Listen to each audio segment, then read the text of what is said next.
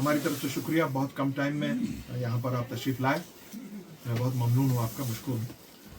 कुछ इश्यूज़ की तरफ ANC आज बहुत टाइम के बाद आपके सामने आई है, जो बहुत ही सीरियस इश्यूज़ इस वक्त हमारी यूटी कही है, मैं तो जम्मू कश्मीर स्टेट हमेशा कहता हूँ। तो सबसे पहला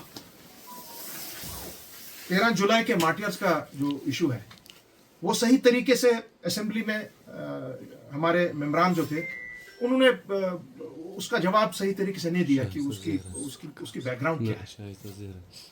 वो चीज़ अनएड्रेस रही वहाँ पे, क्योंकि 13 जुलाई के जो शहीदान हैं वो हमारे हीरोज हैं। मेरे बीजेपी के साथियों को ये पता होना चाहिए, those are heroes of Kashmir, they will always remain the heroes of Kashmir.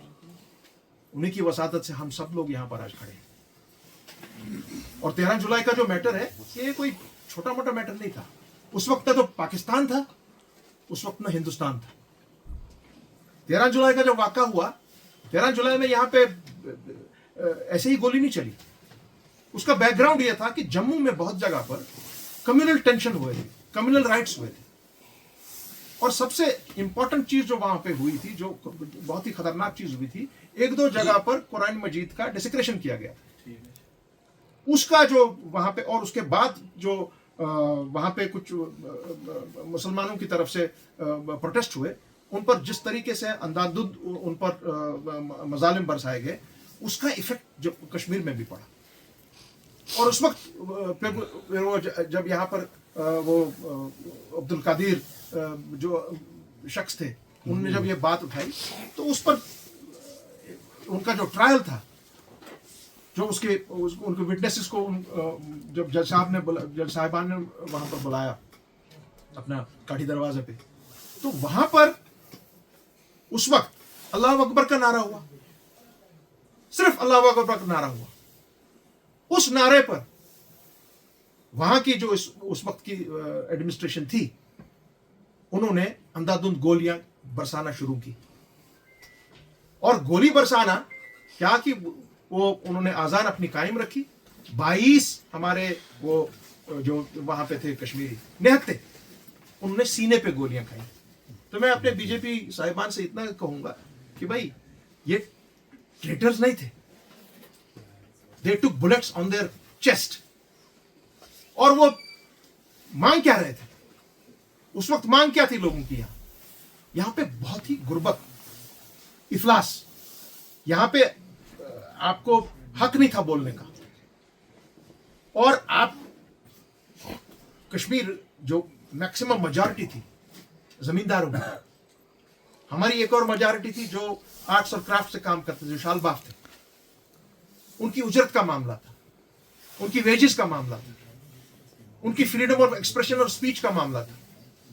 और जो उस वक्त जो मजालिम थे उसका मामला था, उसका ये बढ़ के, और वो पॉपुलेशन 80% थी यहाँ पे, जो हमारे ये एग्रीकल्चर से वाबस्ता थे, पेजेंट्स थे, ट्रेड से वाबस्ता थे, यानी कि शालबाफी से वाबस्ता थे।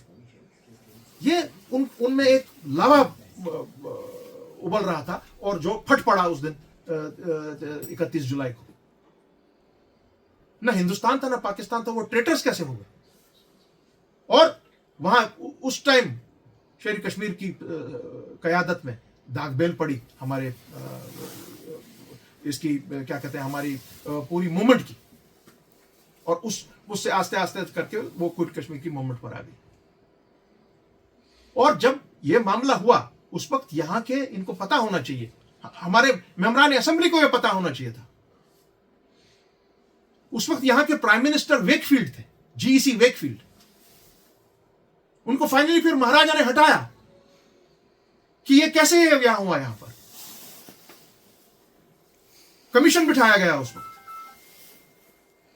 और फाइनली वेकफील्ड को जो नया प्राइम मिनिस्टर यहां पे आया, वो आया राजा हरिकिशन कौल। राजा हरिकिशन कौल साहब हमारे कश्मीरी पंडित बरादरी से ताल्लुक रखते हैं, मगर उनका व्यवहार ठीक नहीं था टुवर्ड्स द मुस्लिम मेजॉरिटी, खुसूसन टुवर्ड्स शेर कश्मीर शेख मोहम्मद अब्दुल्ला। और फिर जो यहां पे हालात खराब हुए कश्मीर में,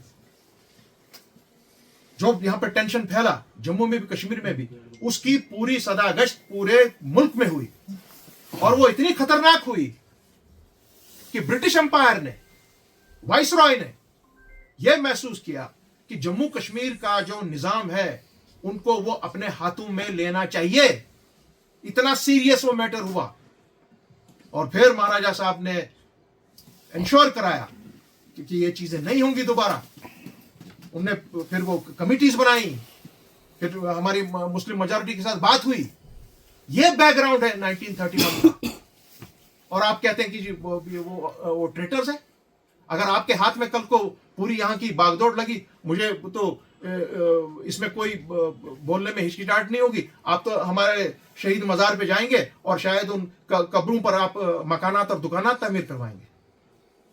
सो मेरी डिमांड एएनसी से ये होगी, ये डिमांड मेरे जितने भी हमारे फाजिल दोस्त हैं इस वक्त वहां पे असेंबली में, उनको सिर्फ ये डिमांड नहीं करनी चाहिए थी। स्पीकर ने जिस बंदे ने ये बात की थी, लीडर ऑफ अपोजिशन जो वहां पे है, उनका रिमार्क्स को एक्सपेंड कराया, उतना ही बात नहीं है।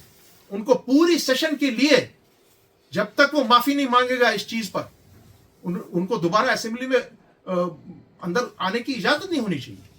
यह बात होनी चाहिए थी।